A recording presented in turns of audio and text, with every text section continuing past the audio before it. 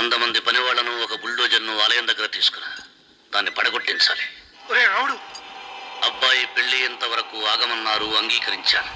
ఇప్పటికి ఆగే ప్రసక్తి లేదు. దేవుడు చోటుకి వెళ్తే మహాపాపం రా. దేవుడా? వాడి పేరేంటి? శివుడు. మరి బ్రహ్మ, విష్ణువు, రాముడు, కృష్ణుడు, వినాయకుడు, సుబ్రహ్మణ్యం, లక్ష్మి, సరస్వతి, పార్వతి వాళ్ళు దేవుళ్లే. అల్లా, క్రీస్తు వాళ్ళు దేవుళ్లే. వీళ్ళల్లో ఎవడు గొప్పవాడు? వాళ్ళ నమ్మకాలను బట్టి వాళ్ళ దేవుడినే గొప్పవాడు అనుకుంటారు. అని సరిపెట్టుకోవడం లేదు. మా దేవుడు గొప్ప, మా మతం గొప్ప అని ఒకరినొకరు నరుక్కుని చూస్తున్నారు. నిజంగా దేవుడనే వాడుంటే కొంతమందికి ఎందుకు అన్నం దొరకడం లేదు? కొంతమంది చిన్న వయసులోనే విధవరాళ్ళు ఎందుకు అవుతున్నారు? కొంతమంది పశ్చిమలోనే తల్లిదండ్రులు ఎందుకు పోగొట్టుకుంటున్నారు? అది వాళ్ళ కర్మ. కర్మ అంటే పూర్వజన్మలో చేసుకున్న పాపం. ఆ పాపం నుంచి నీ దేవుడు కూడా వాళ్ళని రక్షించలేడా?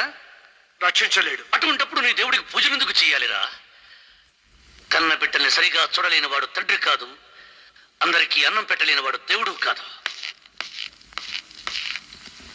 వెంకన్న, నువ్వు సద్బ్రాహ్మణుడివి. వేదాలు చదివావు, ఉపనిషత్తులు చదివావు, పురాణాలు చదివావు. నేను ఏమీ చదువుకోలేదు. అసలు దేవుడి ఆకారం ఎలా ఉంటుందో చెప్పు. ఆయనకు ఆకారం లేదు, నిరాకారుడు. అటువంటప్పుడు గుడులెందుకు, గోపురాలెందుకు, వాటిలో విగ్రహాలెందుకురా? నేను చెబుతాను వినరా.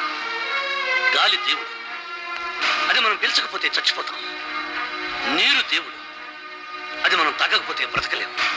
భూమి దేవుడు, అది లేకపోతే మనకు అన్నం దొరకదు. అమ్మ నాన్న దేవుడు, వాళ్ళు లేకపోతే మనం అసలే లేవు.